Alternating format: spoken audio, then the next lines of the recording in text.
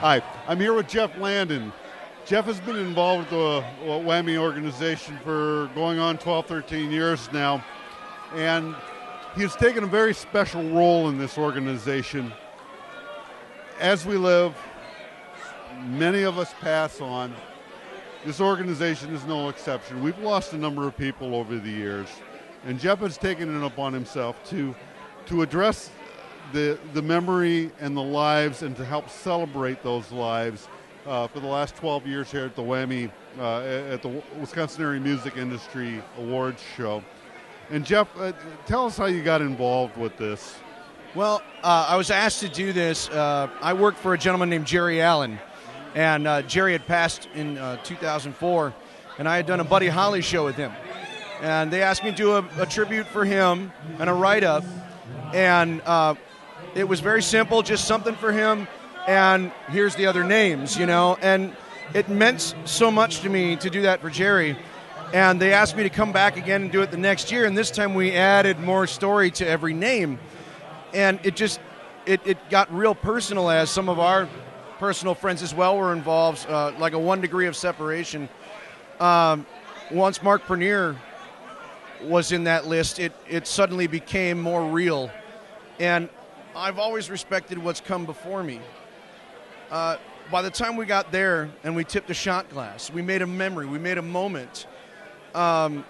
Suddenly that made an impression that John Ertl and Deb Mickish were together that day, and they walked to me and they said, "Would you do this like for the rest of your life?" And I was kind of blown away, because the first thing I thought of was that they're asking me to pay respect to what came before me, and that's kind of what I've always lived by in my career of what I've done now. Singing-wise, performing, you know, people stepped here before you, and that is important. And each one of these people in some way, shape, or form have touched a life that you wish you could touch too. So I get to express that each time we come up here, and it's not like overly difficult as long as you believe in it. You know, it's something that's very important to me, and it always has been. And they see that, and they've given me that opportunity, and I'm just glad that they've let me be a part of it. Yeah. Well, and those that come before us, that they wind up charting out the path. They wind up presenting the opportunities. They wind up being mentors, and in a lot of ways,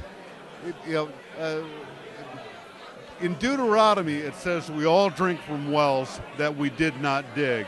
And a lot of times, these people that we wind up working with that go on before us are the well diggers, the ones that wind up creating the opportunity for us. Yes, and I think that's a wonderful explanation, by the way, with Deuteronomy.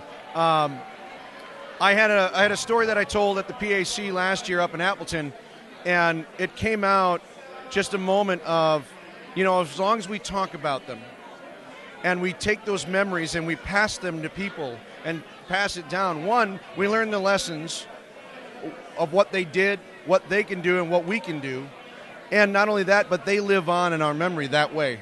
And if I can make a memory at that moment for everybody else to take home with them, they'll talk about it and they'll tell their friends. And so those people don't have to just sit on a wall or sit on a plaque or sit in writing. They can also still live in our minds as long as we keep talking about them. We keep them alive this way. Yes, totally. And you know what? I can't believe that out of all this, I got to talk with other musicians about people like Les Paul, Clyde Stubblefield, and Al Jarreau in the past few years.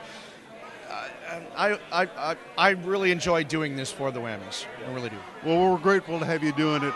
Thank you. It's a service, and we're humbled and we're grateful for the time that you put into it, and we thank you for it. No greater than a life of service, and you know what? As musicians, we should all know that. Yes, absolutely.